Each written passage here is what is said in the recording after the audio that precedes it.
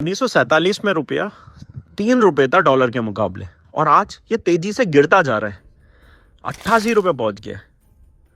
तो ऐसा हुआ क्यों है? इसके लिए चलते हैं हम 1947 में। जब भारत आज़ाद हुआ था तो एक गरीब देश था, हमें मशीनें, तेल, सारी चीज़ें बाहर से मंगानी पड़ती थी और इसके लिए लगता था डॉलर, तो हमारा रुपया दबता रहा। फिर 1962 में चाइना ने हम पे हमला कर दिया। वो युद्ध खत्म ही हुआ था कि 1965 में पाकिस्तान ने हम पे हमला कर दिया। इसका हाल ये था कि 1966 में हमें अपनी करेंसी डिवैल्यू करनी पड़ी, मतलब 4.5 से हमारा पैसा 7.5 पे आ गया था।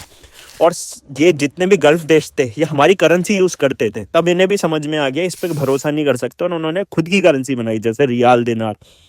फिर 1973 में ऑयल प्राइसेस इतने तेजी से बढ़े पूरी दुनिया में कि उसकी वजह से हमारे ऊपर और ज़्यादा प्रेशर पड़ता रहा, और इसका हाल ये हुआ कि 1991 तक आते आते हम बिल्कुल दिवालिया होने के कगार पे थे।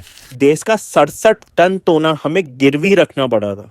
उसके बाद एलपीजी का दौर आया, मनमोहन सिंह जी ने रिफॉर्म्स किए।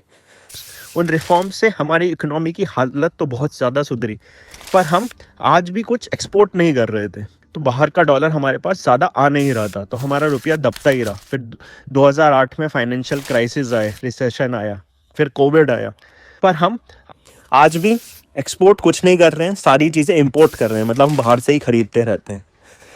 तो सवाल ये नहीं है कि रुपया गिर रहा है, सवाल ये है कि इसे गिराया जा रहा है। और क्यों? क्योंकि हम आज भी खुद की चीज़ें नहीं बना रहे हैं, या ऐसी कोई चीज़ नहीं बना रही जो दुनिया हमसे खरीदना चाहे। और जब तक हम ये नहीं करेंगे तब तक हम उसी हाल पे पड़े रहेंगे। तो तुम्हें क्या लगता है, हम ऐसी क्या चीज़ें बना सकते हैं जो दुनिया हमसे खरीदेगी? कमेंट्स में बताना।